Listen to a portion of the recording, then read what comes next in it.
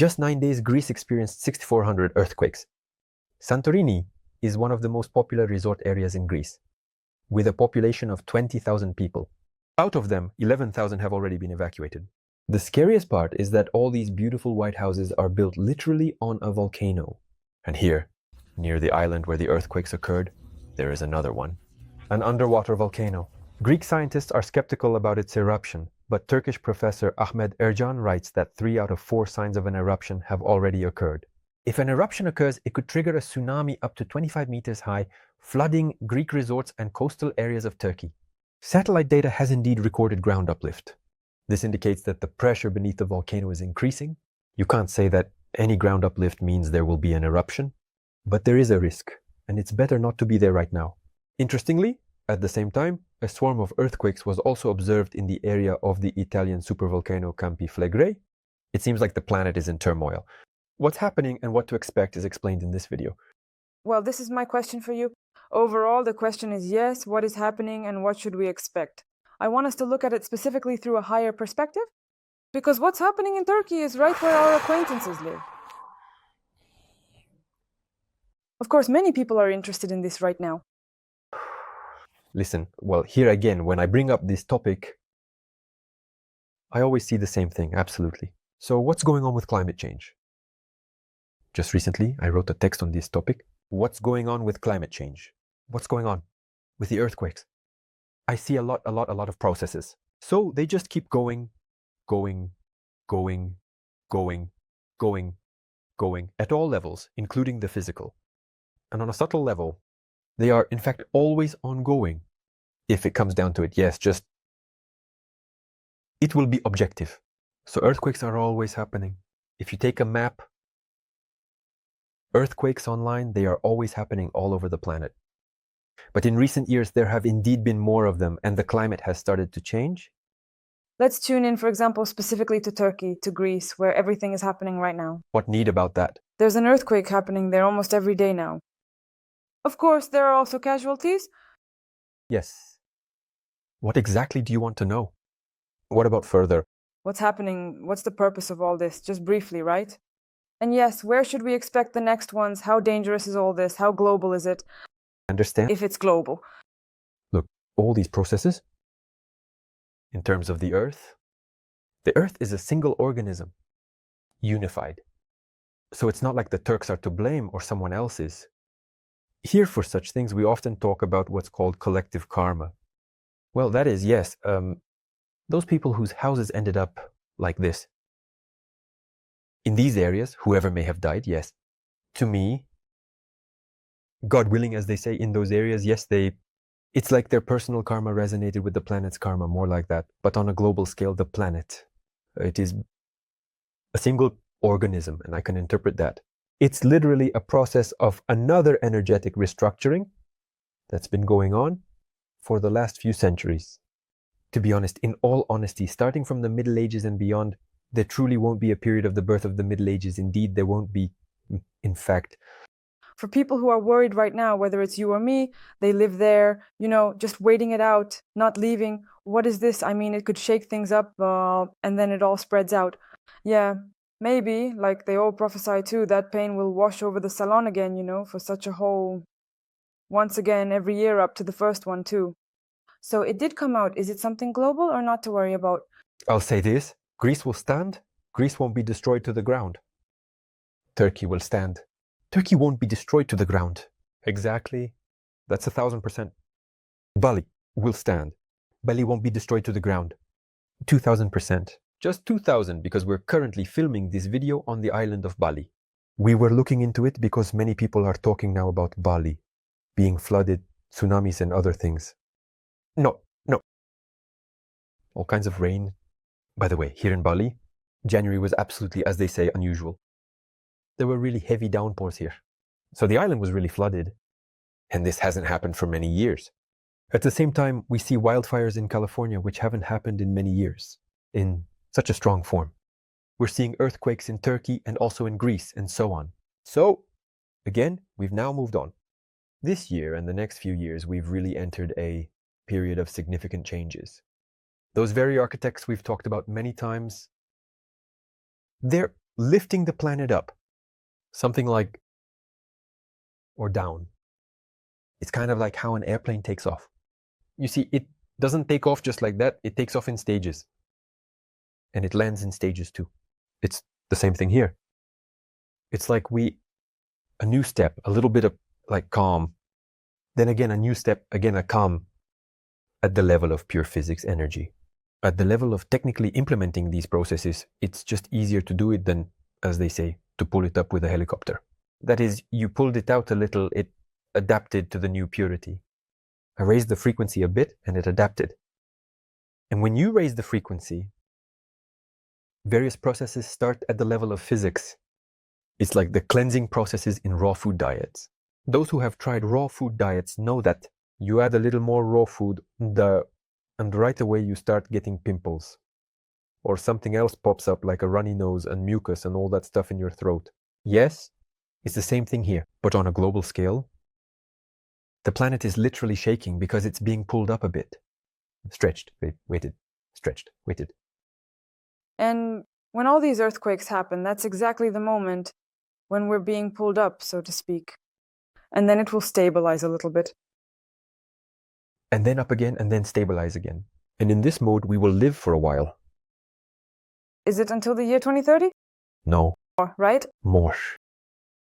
Up until around 2030 is the main upward shift, and not even until that. 30th? Somewhere, I think we filmed in the last videos, I mentioned that in 50 years. The world will be so different, and in 100 years it will change so much. In 50 years, in Hubao, it will be going up, and in 100 years, it will be even higher than in 50. But what's interesting is that after 200 years, I don't see such a global leap. So if this line represents us now, then in 100 years, it will be roughly like this. Yeah, somewhere around here. And if this line represents us in 100 years, then in 200 years, it's already a rough estimate. Somewhere around here. Well, I mean, not like this. Like this. It stabilizes again. It stabilizes more or less. Therefore, to be honest, I would expect stabilization in the next 1.5 centuries.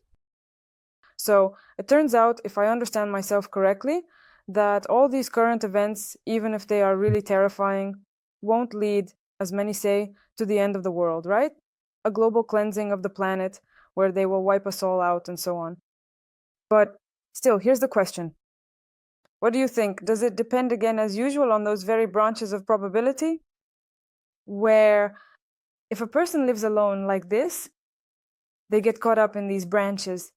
Another person lives like this, and they get caught up in these branches where they are directly affected by earthquakes or tsunamis. Everything that happens, fires and so on. Of course, of course. Those souls that choose to participate in such stories have a specific contract, a certain contract for their incarnation. This is precisely about going through the lessons they need for their experience. So do you see what the essence of this is? When everything is very good and harmonious on the planet, it will be what you might call the path of knowing harmony through harmony, the so-called higher worlds. And in these very higher worlds, actually, souls around 15, 16 years old, a bit boring. Well, it's not so much boring, it's just that, as they say, there's nothing there. That's the experience they need to absorb. And that's why, by the way, today we see an interesting trend. As the vibrations rise, more mature, more experienced souls come here, where it feels more harmonious for them. It will just be living. It's starting to get more interesting for them here. Well, that is the same Middle Ages that you didn't want to talk about today, but at least one phrase. We talked about this many times in the Middle Ages. If you go up to this local farmer and ask him, do you love your inner child? Do you want to be there? Are you worried about the value of your inner self or something else? He'll either run away or hit you right on the head with that pickaxe. At that time, it was actually a bit pointless for souls who were already experienced to come here. Or if they stayed here, they had some kind of goal. Well, for example, teaching people. Or to start laying the groundwork in one way or another for these future changes. And so on. Here. And what do we see today? We see that more experienced souls are coming. they are coming even stronger. They are coming even faster. The so-called indigos, the so-called crystals. They come. And the souls, specifically the child souls or the adolescent souls, are actually leaving. They are clearly going to leave now. This process has already started.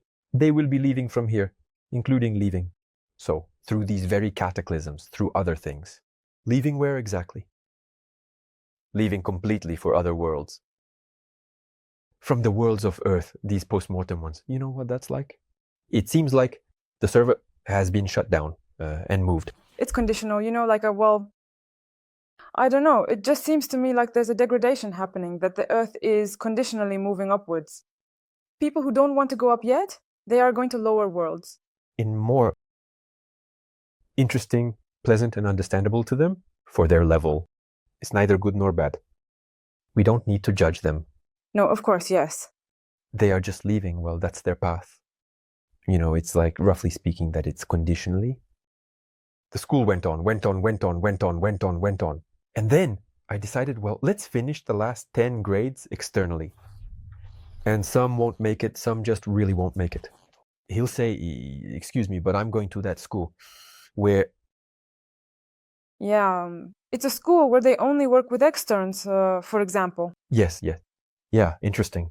Then here's another question about branches of probability. What? Could it be that someone will stay on that branch of probability where conditionally there will be these global cataclysms that, well, not the end of the world, but just... We were looking into this topic, branches of reality. Formally, planet Earth has several so-called main branches of reality. There are many minor ones, but there are several main branches, and there is a fundamental branch of reality. Ours, the one we live on? Yeah, one of the most central ones right now. It's not very high and not very low. There are really low branches of reality. Really low ones where, among other things, a world war is happening for many, many years. They might be folded. If they are rolled back, then they won't have any continuation at all. There won't be a continuation, it will just disappear. The branch of reality, yes. And those souls that live there, one morning they will wake up on some other branch of reality. On ours, for example. And they will vaguely remember that it seems like they used to live in some other world. The Mandela effect is a bit in action, but at the same time they won't be in details, nothing like that will be there. It will just feel like a new life has begun. Some kind of new one. And somehow everything suddenly became easier, brighter. And just yesterday it felt like I was in some kind of dream. Well, and maybe, you know how it usually goes, there will be those rare cases where some people will remember everything and tell everyone about it. They will say that. They will be told, yes. To doctor. Yes, now to the doctor, yes. There are higher branches of reality. Higher ones. On one of the highest branches of reality is what is called, including the so-called fairy tale Rus. We also wrote huge studies about it. I think it's very profound, very interesting. Is that Russia the center of the world? No. There is no Russia as the center of the world there. This is just a very high branch of reality where there really aren't any special centers or anything like that. There are actually no centers there. But it's just that the place that is now in Russia, that's the so-called fairy tale Rus. And it's a very beautiful, truly beautiful place. It still exists, even though its heyday was in some past eras, of course. And what am I getting at with all this? To the fact that a person who truly works on themselves and becomes, as they say, a new version of themselves every day, no matter how cliche that might sound, they rise along with the world. And if he stays on the old vibrations, it's just that everyone is talking about this right now. From YouTube, everyone is saying that there is, well, a certain probability that he might actually get stuck. Oh, that's for that branch. Yeah, to get through that branch and, as they say, take a tougher path, so to speak, paths. So the conclusion from all this is very simple. If you work on yourself, if you touch your higher self, if you go towards your spirit along a pure path, outside of egregores, outside your ego, if you work with your ego, then you move forward with the planet, as they say, at the same pace. Plus, through your higher self, you can purely utilitarianly look at those places that will be very cataclysmic, prone to cataclysms. Yeah, just like that. On the higher self, we'll help you with this. There's a link to the discount groups below this video. Come on over. I'll be waiting for you. Dear friends, I invite you all to my course with a personal vision, Return to the True Self. This course has been around for over 12 years. And recently we launched it in English with my complete personal vision in 6 modules, working with blocks, working with egregores, working with the ego, contacting the higher self. Answers to simple questions, answers to more complex questions, and then there's what we call the Great Journey. It's contact with space, contact with the planet, contact with God, contact with anything, at your request, through the higher self. Health, finances, relationships, purpose, past life. The course is available at any time. You can sign up for it using the link below this video. Come on over, I'll be waiting for you.